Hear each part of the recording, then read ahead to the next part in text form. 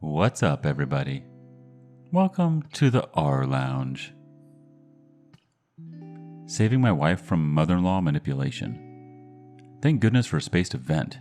My wife, age 51, is an only child and was raised by a narcissistic, evil woman who spent money only on herself and was only concerned about her image. This woman never saved a dime or raised a hand to clean the house. Ever. Mother-in-law never believed in exercise. As a result, mother-in-law has grown old and weak. She is 81 but still very manipulative and no signs giving up the ghost soon. She refuses to even get up and microwave a dang meal. She is capable but refuses. She just eats white bread, sweets, and drinks milk. Mother-in-law has no diagnosis or serious health issues. This is the laziest woman I have ever known. She raised her only daughter to be a slave. Mother-in-law makes claims to manipulate her daughter to come home. My wife was physically and emotionally abused by her mother all of her childhood, including food manipulation as a small child. As an adult, my wife continues to be manipulated by her mother. Gradually over time, my wife has realized her mother is severely toxic to her emotional health.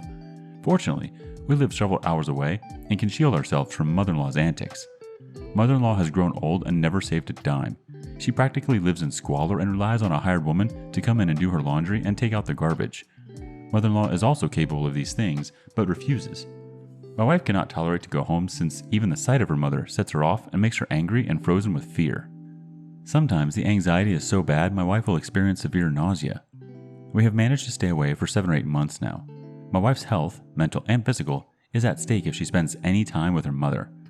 I blame my wife's high blood pressure and food insecurities on her mother. She can barely stand to talk on the phone with her mom. Mother-in-law does call and ask us to buy things for her. We do buy her weekly groceries via Instacart and heating oil, so the old mean witch doesn't starve or freeze to death. But I'll be danged if mother-in-law didn't call us yesterday to buy her a laptop computer.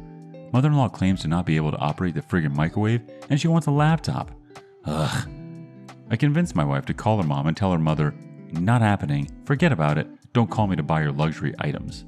My wife often feels guilty about not going home or doing more in person, but she just can't do it since her well-being is at risk. I try to tell her it's okay, and everyone who knows her mother understands. Mother-in-law has created her circumstances, and now she must live with the consequences without a daughter to be there for her. Our first reaction is from J Panana 225. My mom is somewhat similar, except she worked and made great money and is now retired. The differences are that my mom is likable, but the same abuse occurred, and now I'm a very stoic and anxious woman. It's wonderful that you have her back, and women like us really need that. It's hard to explain how it affects us and hard to explain our needs. Having a very strong partner is like winning the lottery. Keep it up, you're doing great. The OP responds, "Thank you. It's getting easier for her to speak up to her mom, I think. Just realizing the level of toxicity was hard for me since I came from a loving and caring home. My mom was the complete antithesis of the mother-in-law." Nonstop to Nowhere swings by and chimes in, "I'd encourage you to get your wife some trauma-informed therapy and or self-help education from reputable sources. The Just Know subs and Raised by Narcissists have excellent resources in the resources links. They're doing a great job supporting her, but overcoming this type of damage takes a lot of professional-grade tools." Buttercup 303 has another thought. Your wife needs counseling. However, in the meantime, she needs to think about this. Life is about choices. Everyone makes choices how to deal with their own circumstances. However, no one gets to choose their parents. The parents choose to get pregnant, choose to give birth, and choose to raise the baby. All along that journey, your mother-in-law chose to have her baby and raise her baby. Your mother-in-law, by choosing to raise your wife, took on the obligations to clothe, feed, and house your wife until she became an adult. Your wife got no choices until she became an adult. So your wife has no obligation to her mother. She is not responsible for her mother's bad choices. Her mother, if destitute, should be eligible for programs for food, etc. Your mother-in-law is choosing to make this your wife's problem. Your mother-in-law chose to abuse your wife as she was growing up. Your wife, as an adult, has chosen to let her mother continue with the abuse. Your wife has choices now. She can cut her mother off. She can choose to look forward and leave her mother in the past. She can choose not to let her mother make her miserable. Your wife needs to take control of her choices instead of letting her mother choose to abuse her mentally, emotionally, and financially. Life is a series of choices. They may not be good ones, but there are always choices. Your wife has the choice to walk away from her toxic mother. I would suggest that you need to help your wife understand that she actually has choices, and she is under no obligation to her mother, especially when her mother abused her during her childhood. Your wife is never going to heal until she has permanently put her mother in the past and out of her life. On to the next story. My mother-in-law wants to remarry. My husband's parents are divorced and have been living separately for some years now. Recently, my mother-in-law gave me the news that she's dating someone and wanted my opinion. I told her a couple of things. I am no one to agree or disagree to her decision regarding remarrying. It should not concern me what she decides to do as long as she is happy. She was extremely pleased with the answer, and then she continues to ask if I would be okay with her and her newly married husband to visit us every year for 3 months at a time. To this I said, I'm not comfortable hosting the guy as I have no contact or knowledge of who he is. Moreover, 3 months is too long a period of time for me to be having a random stranger in the house. After I said this, hell broke loose and she said a bunch of crappy stuff, and we now no longer talk. I am so confused and upset about the entire experience. Any advice? Thanks. TNT Slater has a response. Your feelings are valid for a multitude of reasons, but what stands out to me is wanting to stay for 3 months. My mom had a saying, house guests and fish both start to stink after 3 days. Now, I could definitely handle a house guest for a week or two, but 3 months is, in my opinion, unhealthy. It could strain relationships all around.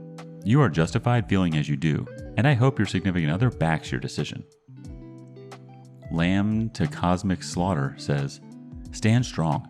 Who invites themselves to live with you for a quarter of the year and include a new person you've never met? Good luck. C6 Seahorse chimes in too. Girl, you don't need our advice. You handled it perfectly. Let her pout. The visit was her question. She just prefaced that silly wedding question to frame her real request, which was visiting you guys for that crazy long period of time. Just make sure your husband knows and does not make any other commitments. Moving on. Need some advice. So my mother-in-law and I don't have a good relationship.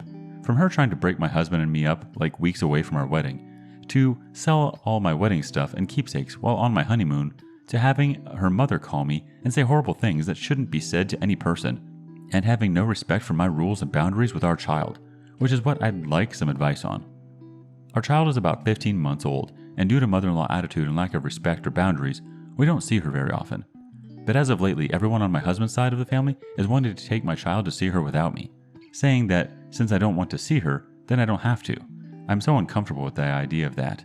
It's my husband's Nana who wants to take him, but she has made it clear whose side she's on. She'll defend my mother-in-law no matter what she does. I'm not sure if I can trust them with my child, and I don't want to start any drama, but it's my child they want to take without me, and I don't know what to say. I don't want to sound rude, just need some advice on what y'all would do.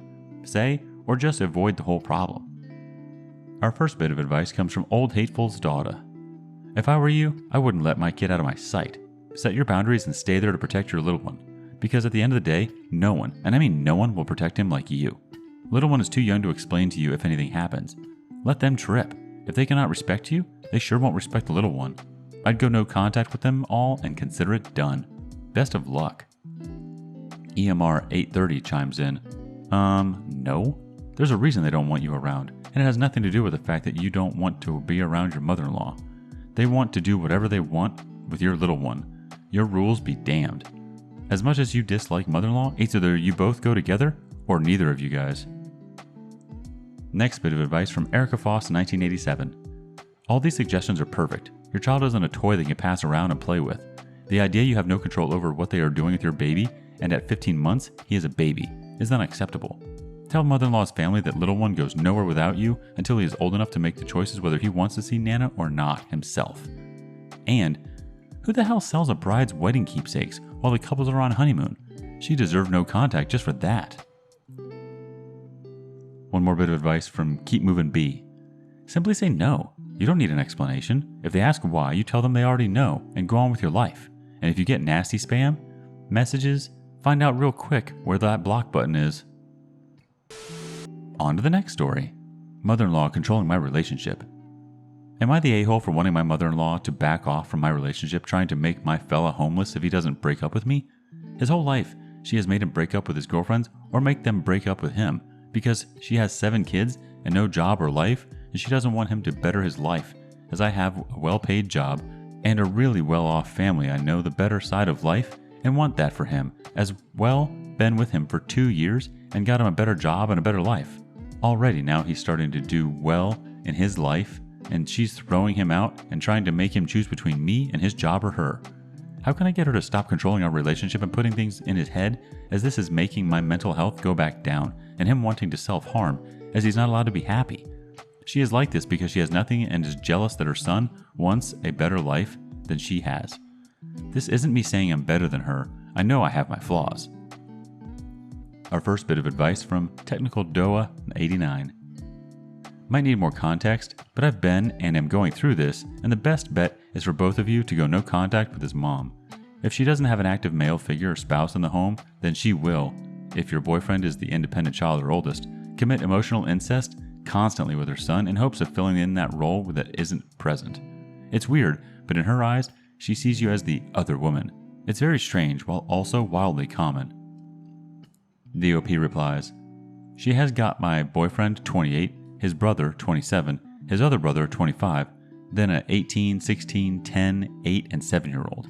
She's in an on and off again relationship with the youngest one's dad. She has said that I'm not good enough to be part of this family and so on. But I do agree, I think she sees him as the dad in the family, to be honest. Next up from A Bit Sheepish. Your boyfriend is his own person. He can look after himself, and if he can't, then he and his mummy deserve each other. It's not your job to make him a functioning adult. If you try and rescue him, he'll turn you into a replacement mummy. You'll become a screw mummy to an adult man. He needs therapy for enmeshment so he can learn to stop being his mother's husband. One more word from Maine, Boston. The decision has to come from him. He has to get sick and tired of being sick and tired of her.